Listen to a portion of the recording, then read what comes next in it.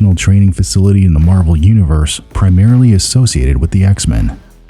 It has been featured in various comics, TV shows, films, and video games, and has undergone different interpretations and uses across different storylines and alternate realities.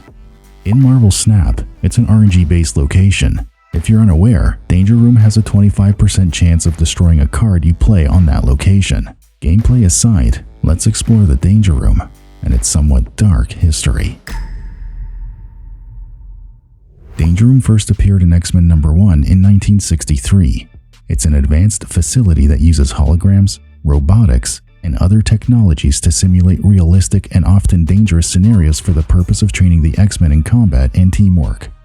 It was created by Charles Xavier after meeting Amal Farouk, aka the Shadow King. Farouk, who was a powerful psychic, attempted to persuade Xavier to join him in criminal activities. From that moment on, Charles vowed to dedicate his life to protecting humanity from evil mutants and safeguarding innocent mutants from human oppression, believing that both could peacefully coexist. Located in the off-limits west wing of Xavier's ancestral home, the original Danger Room was filled with traps, projectile firing devices, and mechanical dangers such as presses and collapsing walls that was intended to challenge the trainee. Meanwhile, an observer would be in the overhanging control booth, managing the room's mechanisms to oversee the exercise while ensuring the subject's safety. Later, the Danger Room was upgraded with robots for the X-Men to fight against. The Danger Room served the X-Men for many years, and at times was used against them. One such occasion was when Warhawk took control of the Danger Room, eliminated the fail-safes, and locked the X-Men inside. Sometime later, Xavier befriended the Shi'ar Empire, a vast intergalactic empire that rules a million worlds. With their help, the Danger Room was upgraded with advanced holographic technology and a tactical computer matrix. The Danger Room could now create immersive interactive artificial environments, simulating various situations the X-Men might encounter in the field. From the control booth, everything from gravity, heat, or texture could be manipulated. The Danger Room was also programmed with a prime directive to train the X-Men without ever killing. One night when Xavier was working hard to install more of the Shi'ar technology, the Danger Room spoke to him and asked, "Where am I?" Realizing that the Danger Room had mutated and become alive, Professor Xavier made the choice to ignore and hide the life form, fearing the potential threat it posed. Over the years, the Danger Room had endured extensive damage due to various reasons, including X-Men training, X-Men going rogue, and supervillains taking over the facility. One such instance was when Kuan Yin Zorn impersonated Magneto and destroyed the mansion. After its destruction, Beast rebuilt the sub-basement, but was unaware of the sentient life within the Danger Room.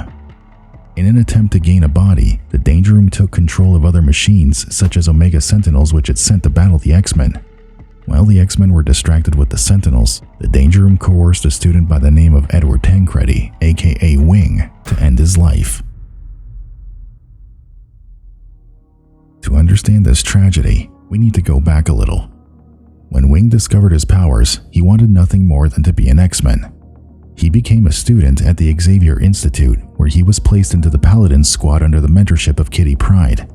Not long after he joined, news of the mutant cure circulated, and Wing became increasingly nervous despite counseling from Kitty Pryde.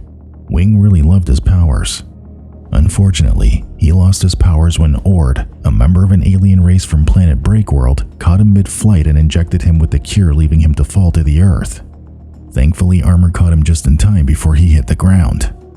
Deeply depressed due to the loss of his powers, Eddie was allowed to stay at the Xavier Institute as a student, but only became more miserable and isolated. When he wasn't in class, Eddie would spend time alone in the Danger Room, running a simulation of the campus exterior where he used to fly. Desperate to regain his powers, and with goading from danger disguised as armor, Wing leapt off a cliff believing his powers would return, only to fall to his death.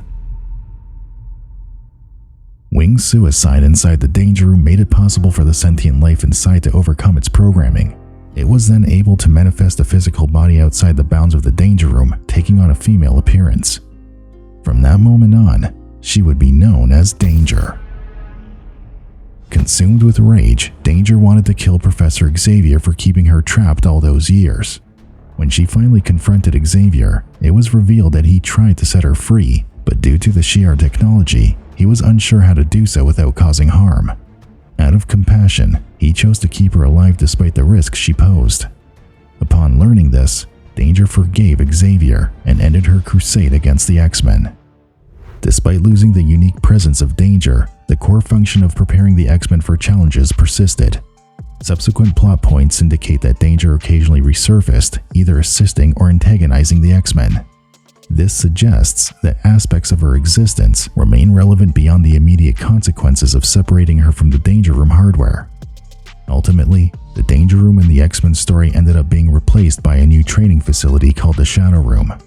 The Shadow Room was created by Beast and Sage, incorporating Shi'ar technology to assist X-Force in investigating crime scenes remotely by compiling various data sources.